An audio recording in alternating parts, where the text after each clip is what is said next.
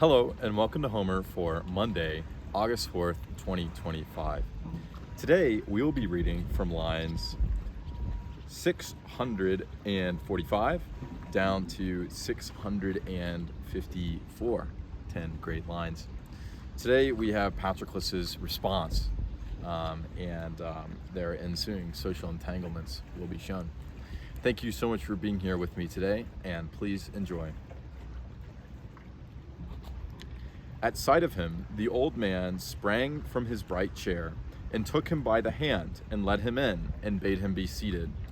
But Patroclus from over against him refused and spake, saying, I may not sit, old sir, fostered of Zeus, nor wilt thou persuade me. Revered and to be dreaded is he who sent me forth to learn who it is that thou bringest home wounded. But even of myself I know, and behold Machaon, shepherd of the host. And now will I go back again a messenger to bear word to Achilles. Well knowest thou, old sir, fostered of Zeus, of what sort is he, dread man.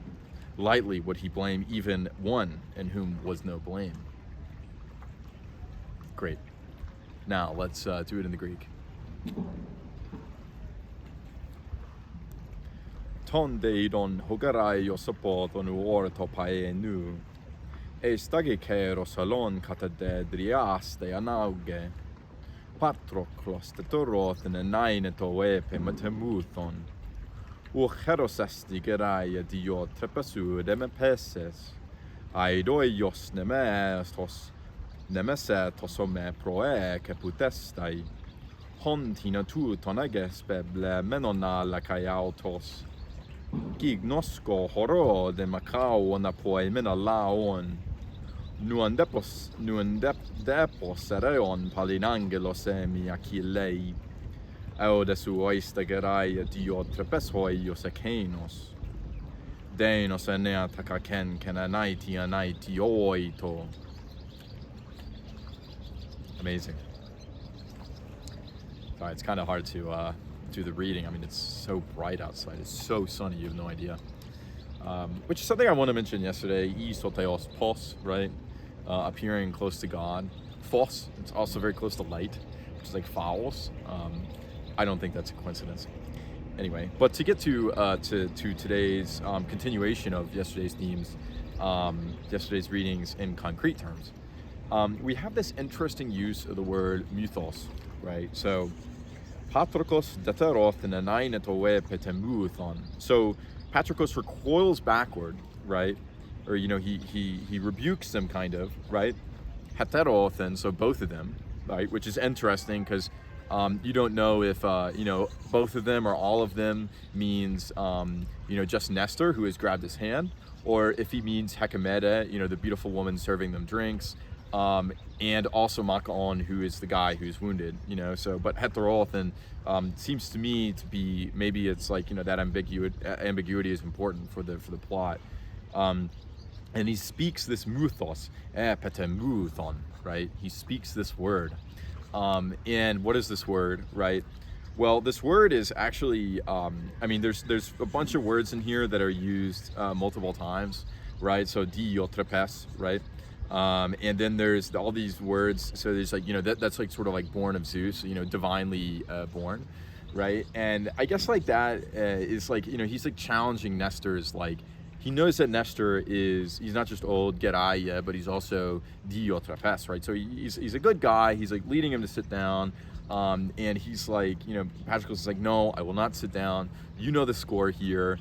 Agamemnon tried to take my friend's war bride. We're not on good terms, we can't talk about this.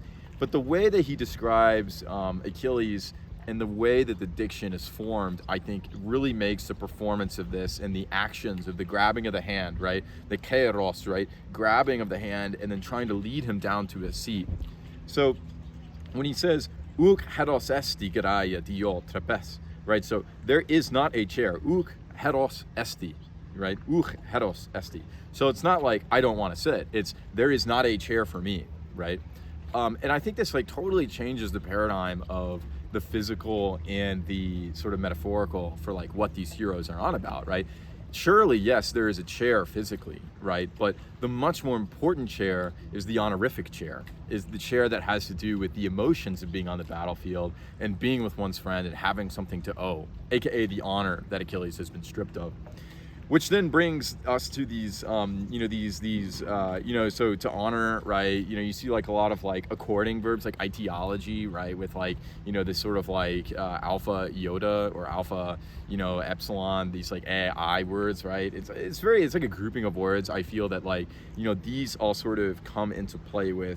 So in line 649, aidoios nemesetos, so aidoios, right? That's an I word, right? And then there's also in the last line, and then there's also geraye, right? Obviously, but most importantly, right? There's the last line, which is an incredibly deep. It's an incredibly deep, hurtful set of attributions to Achilles. Actually, I think tachemen kayanai tionai tioto, right? So he is quick to assign blame, right? So to that which is, it could be blameless, which basically says he gets mad very quickly, right? His friend Achilles, and that's what sort of man he is. He's the man that would like get mad very, very quickly, and maybe Patroclus isn't that way, and that's what provides Nestor this sort of in, as we'll see tomorrow. Hopefully, we'll have to stay tuned. That's what provides Nestor's in for basically saying, maybe you should do something about this, because maybe Achilles' way of thinking and doing things is not entirely just. But we'll have to wait till tomorrow to find out about that. So with that, I leave you to a wonderful start to your week. Thank you so much for listening, and I hope you have a wonderful day. Bye.